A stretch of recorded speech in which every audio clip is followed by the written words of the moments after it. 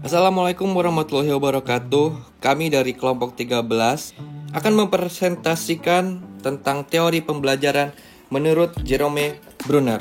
Sebelumnya terima kasih kepada dosen pembimbing kita, Ibu Aulia.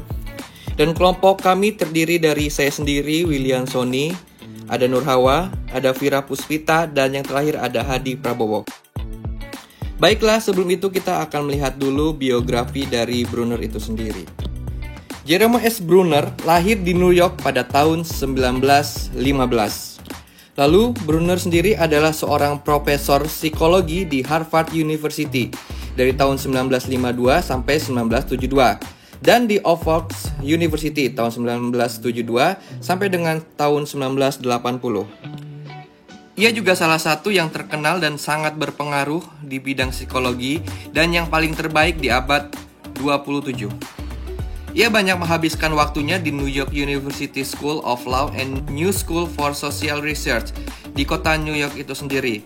Dan lebih dari 45 tahun, Bruner menekuni psikologi kognitif. Nah, teori belajar Bruner ini yang paling terkenal dari dia adalah discovery learning atau penemuan. Jadi yang namanya orang belajar pasti menemukan, itu menurut Jerome Bruner. Mengapa demikian? Karena akhir dari sebuah proses discovery learning ini adalah penemuan. Nah, dalam discovery learning ini yang namanya proses pembelajaran itu akan terjadi apabila materi pembelajaran itu tidak disajikan dalam bentuk final, tetapi anak itu sendiri yang mengorganisirkannya. Makanya seorang guru diharapkan untuk menyajikan pengetahuan dalam bentuk proses, bukan final. Nah, jadi siapa yang akan menemukan finalnya? Ya, anak itu sendiri yang akan menemukan finalnya. Jadi anak belajar lalu menemukan. Karena sesuai dengan perkataan Bruner tadi, tujuannya untuk menemukan. Sehingga Bruner mengatakan proses itu penting. 3 proses belajar dalam discovery learning. Discovery learning sendiri itu artinya penemuan. Nah, namun dalam proses pembelajarannya, maka discovery learning terbagi menjadi 3 bagian. Yang pertama, penemuan informasi. Yang kedua, pengelolaan informasi. Dan yang ketiga itu adalah pengevaluasian informasi. Nah, contoh sederhana seperti ini. Kita belajar. Belajar itu nggak mesti di kelas ya, dimanapun kita bisa belajar. Nah, contoh sederhananya kayak gini. Misalnya, kamu ke Fakultas Psikologi, terus kamu menemukan lambang Trisula.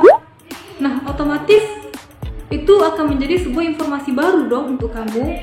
Mungkin awalnya kamu udah pernah melihat lambang seperti itu, namun kamu nggak tahu, ternyata orang psikologi juga punya ya lambang itu, gitu. Nah, dapat informasi baru, itu tahap pertama. Masuk ke tahap kedua, yaitu pengelolaan informasi.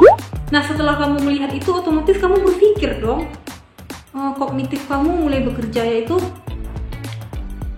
kamu bertanya-tanya, kok ini lambang Trisula ada di Fakultas Psikologi ya, gitu. Memang Trisula ini maknanya apa, gitu kan? Nah, itu masuk ke tahap kedua, yaitu pengelolaan informasi. Yang ketiga yaitu pengevaluasian. Nah, setelah kamu bertanya-tanya gitu, pada akhirnya kamu akan mencari tahu sehingga dapatlah jawabannya.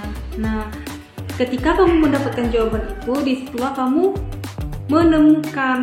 Nah, makanya Jerome Bruner mengatakan yang namanya orang belajar pasti menemukan. Kalau tidak menemukan berarti belum tuntas pembelajarannya. Jadi kesimpulannya adalah belajar merupakan suatu kegiatan disengaja yang bertujuan mencapai suatu kecakapan, kepandaian, atau kemahiran baru yang dapat digunakan dalam kehidupan. Tidak seorang pun membantah bahwa sepanjang hidupnya manusia tidak akan pernah berhenti belajar. Setiap menghadapi situasi baru, ia selalu mempelajarinya agar dapat bereaksi secara baik terhadap kondisi yang sedang dihadapinya.